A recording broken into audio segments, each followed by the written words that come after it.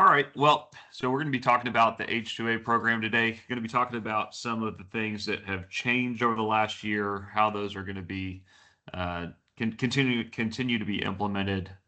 So some compliance related stuff, and then filing timelines, those sorts of things. If you have any questions as we go through this, at the top there's a Q&A button. You can click that Q&A and feel free to ask any questions that you might have. But I'm going to go ahead and get started. Omar, you can just keep letting people in as they come by here. Of course. All righty.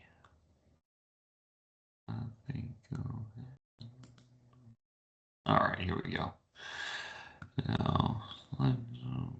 All right. So today we're talking about the H-2A program. I want to start off just by explaining the H-2A process in a nutshell, because it all starts from here. Some folks on here might be familiar with the H-2A process. Some likely aren't. But in a nutshell, these are the stages that you progress through before H-2A workers arrive for an employer. And it all starts 60 to 75 days before the date of need, which is when you file your ETA 790. Your ETA 790 is your job order. It's a thing that identifies the wages, the work site location, the housing location, the terms and conditions of employment, all that sort of stuff. It's all done in the ETA 790. The state workforce agencies review those, and then they send it back to you, and then you file what's called a ETA 9142A. You file this with the Department of Labor. This is where the Department of Labor is reviewing your application to make sure that it is consistent with the regulations, meaning the work is agricultural in nature. The wages are the proper wages that the SOC code assigned, which is what determines the wages, is the right one. That the work is temporary or seasonal in nature. The Department of Labor goes through that whole analysis at the 9142A stage. And once you prove all that to the Department of Labor, you get a notice of acceptance. During this time, actually through 50% of the job order, you are recruiting any able, willing, and qualified U.S. workers that apply for the position.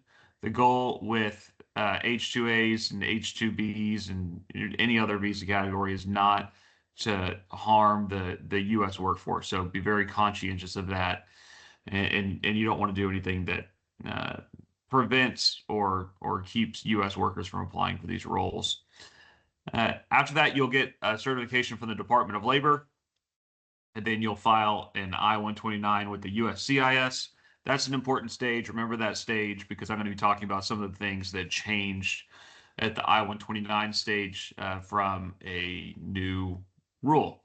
Then you book consulate appointments, and then the workers go to the consulate appointments, get their visas, and then they arrive. But that's the whole process. I just wanted to kind of go through that at a high level so that we could understand what you're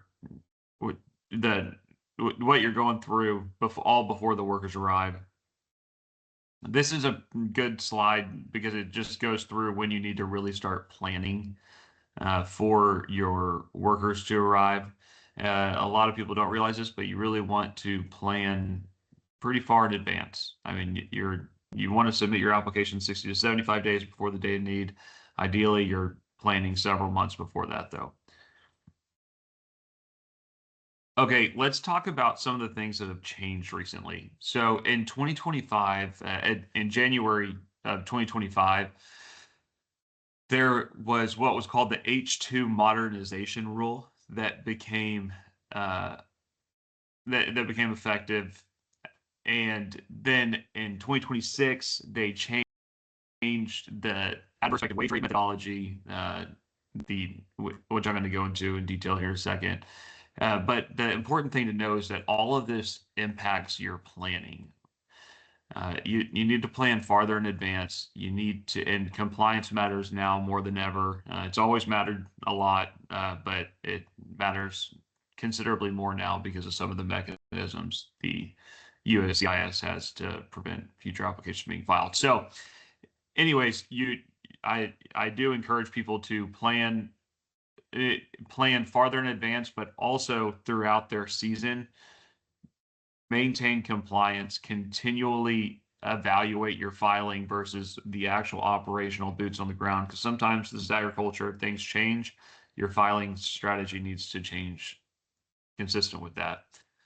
Okay, let's talk a little bit about the H-2 modernization rule, because this rule, that that it's like anything else, that there's good parts to it, there's bad parts to it.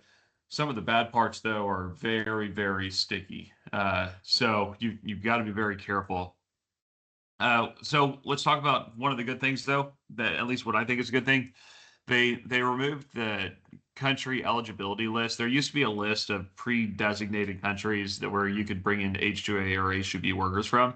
That list doesn't exist anymore, and which means, in theory, you could bring H-2 people from anywhere, but practically speaking, there are still limitations because at the consulate level, the consulate scheduling, many consulates in countries that weren't designated before still don't really know how to handle H-2A applications.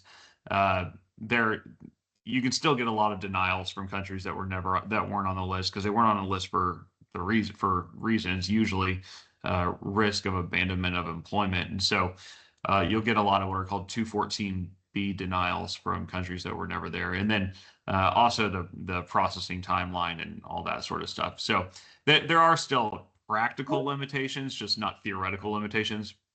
They changed actually, I'm skipping ahead there.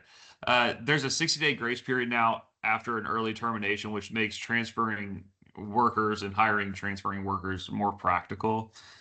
There's H-2A portability that is now permanent, which is great. That allows for new employers to file for H-2 workers, and they can start while their non-frivolous petition is pending, so long as they're staying in the same visa classification and it was filed prior to the expiration of their last visa. The worker protect, or that they refer to them as stronger protections and enforcement. That they've really leaned in on some of these rules, and one of them that I think matters considerably is what they're doing with I-129 investigations. So what's happening right now is the consulate is calling, like if you're a farm labor contractor, meaning you're performing work on someone else's farm, a lot of times the consulate is calling the farms that were listed on your application, or they think they're calling the farms listed on your application, whenever the workers are going in for worker processing. And then if the farmer doesn't answer, doesn't respond, or gives any response that's contrary to the filing, then the consulates have been either returning the I-129s to the USCIS, which is kind of a black hole, so you don't really know, but definitely putting workers on administrative processing until they can conduct their investigation, which has caused a lot of delays. And one of the biggest problems with it is the consulates not reaching out to the employer themselves, and so the employer is just left guessing with no remedy, and no way to know what's going on. And the consulate's also not going to the best source of information oftentimes, which is the employer. And it creates real problems because there's a new rule, part of the H-2 modernization rule, that requires you to disclose if you've had any denied or revoked I-129s in the last 3 years.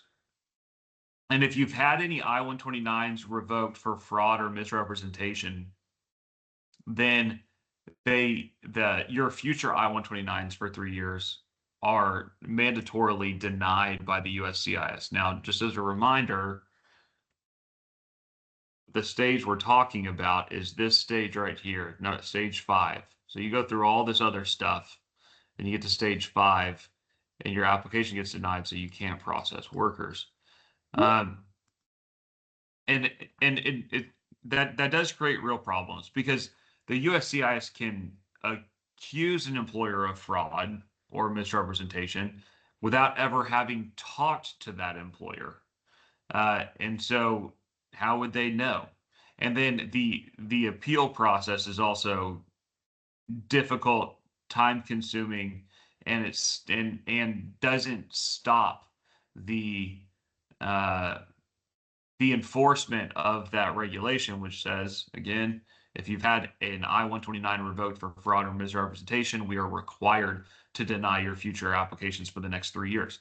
So effectively, all we're talking about is a debarment without the normal process that we've had for a long time for debarments, which were usually done by the Department of Labor, not by the USCIS. But that's effectively what it ends up being. Not all revocations result in this. It's just those that are related to fraud and misrepresentation. There are stronger protections for the charging of workers. Workers should never be charged for the opportunity to work on an H-2A visa by the employer. Definitely not by anyone recruiting on the employer's behalf. Definitely not. It needs to be a very clear rule for employers that they do not allow that. They do not tolerate it. If there's ever an accusation of it, it needs to be reported to the USCIS, and you have to actually investigate it. And so they heightened a lot of those types of requirements through this rule. I'd encourage you to get very familiar with this rule. And the enforcement now is obviously higher risk because of the flexibility the USCIS now has with the I-129s. And then, yeah, they clarified some termination language in there as well, and the return transportation requirements as well. And they also clarified what you have to do for return transportation in the event that you have an I-129 revoked. Yeah, if you have any questions, feel free to stick them in the Q&A portion. I'm going to get to them here in just a little bit, but I do love questions, so please do. Okay, so the other rule that changed was related to the adverse effective wage rate. They used to use, for the last several years, they used two different surveys: the Farm Labor survey and the OEWS survey. And they did away with the Farm Labor survey. It doesn't exist anymore. Now everything is based off of the OEWS wage rate survey. And then they had two different levels. The levels are generally related to experience or particular requirements, and those are at a higher wage rate than the other levels, or than level 1. Level 2 is higher than level 1. And then there's also two separate wage rates for U.S. workers and for H-2A workers. And the wage rate is different because the government basically provided for a cost of housing offset. I think one thing that a lot of employers are going to inadvertently do is they're going to accidentally deduct. They're going to make this a deduction. That's not what it's meant to be. And part of that's because of how the Department of Labor has the adverse effective wage rate data look. And it makes sense if you understand the rule really well, and the way that they outlined it. When I see it, I'm like, okay, that makes total sense to me. But I could also see how someone could inadvertently make that a deduction, which they definitely don't want to do. And the wage rates are based off of the SOC codes that are assigned. So a long time ago, back in the good old days, it was just one. It was the Farm Labor Survey that controlled all of the wages for H-2A workers, and it was the same regardless of occupation. It was very clean. But since then, they've changed it to where it's based off of the job being performed, and the wage rates are different based off of that job. So if you're performing agricultural construction, for example, your wage rates are going to be higher than, in most circumstances, going to be higher than if you're a agricultural equipment operator.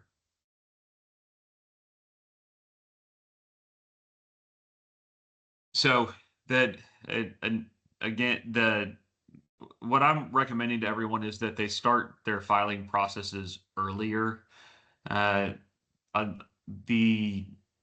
It's just become trickier. It's become trickier with the SOC code assignment.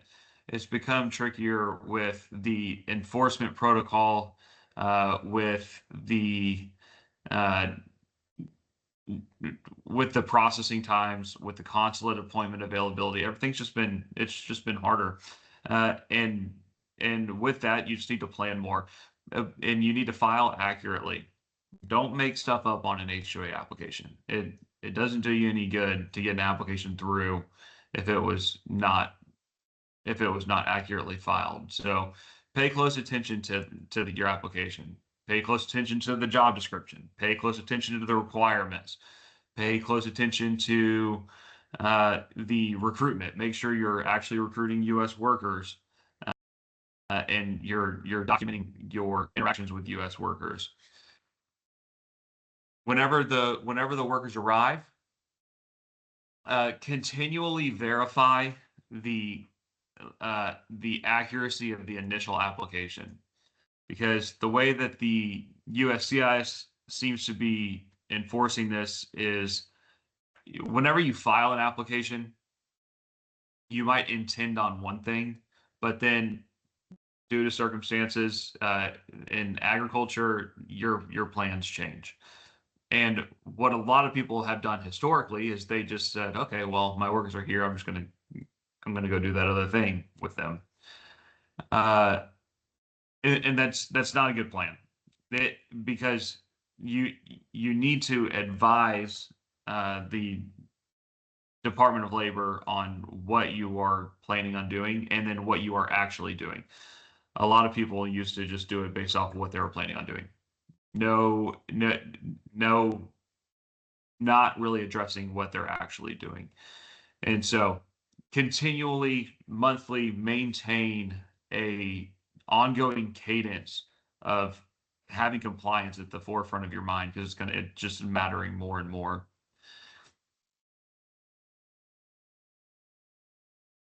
Here's some common pitfalls that we see. People are starting applications too late, so their workers are getting here way later than they want to. They sometimes have too strong of requirements they don't actually need. So say that on an application you're requiring someone to be able to lift 100 pounds and carry it 50 yards, but you don't actually ever need that for your job. Well, then don't have it on the application, because what it ends up doing is it just ends up limiting the U.S. workers more than it should, and that's not what we're after. The wrong SOC code assignment, I've seen this a number of times, and this oftentimes is not really it's just that the job description might be too ambiguous, and so the Department of Labor applies one SOC code, but then the Department of Labor Wage and Hour Division conducts an investigation and formulates a more specific job description that would have been assigned a separate SOC code. And so then the Department of Labor tries to apply back wages because the new SOC code's at a higher wage rate than the more ambiguous one. So what you can do to combat that is be very specific with your job description, and you will get the right SOC code, or at least have a defendable SOC code. The more ambiguous, the more vulnerable you are to that. Housing issues, maybe not having enough housing for the number of people that you're applying for, or the housing isn't set up to meet the state workforce agency's standards. And so whenever housing is delayed, it delays certification, which delays I-129 filing, which delays worker arrival. We have been seeing some I-94 issues. This is not related to the employer. It's not related to the workers themselves. We've just seen I-94 issues from the Department of Labor. I mean, not from the Department of Labor, from CBP. And the employer doesn't ever notice it. And that can have status issues for the worker, and obviously employment issues for the employer. So take it, pay close attention to the actual I-94s, not just the visas. Record keeping gaps. This one's pretty easy to miss because most people don't know this about really most people don't even know what the record keeping requirements are. But let's talk specifically about things like pay stubs.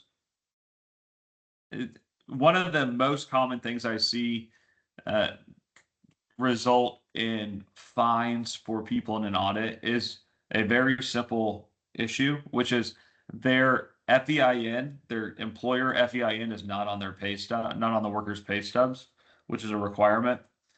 And I also see it, it's also very common where the employer gets fined because they don't have the worker's home address, which is another record keeping requirement. And this number 7 is what I was kind of what I was saying on the last slide. Don't view compliance as a one-time event. View compliance as an ongoing requirement of participating in the H-2A program. That's going to be the way to keep your business safe. It's going to be the way to make sure that it's a program you can continue to rely on, your business continue to rely on, because the people don't come to this program because they want to. They do it because their business needs it. And so protect it.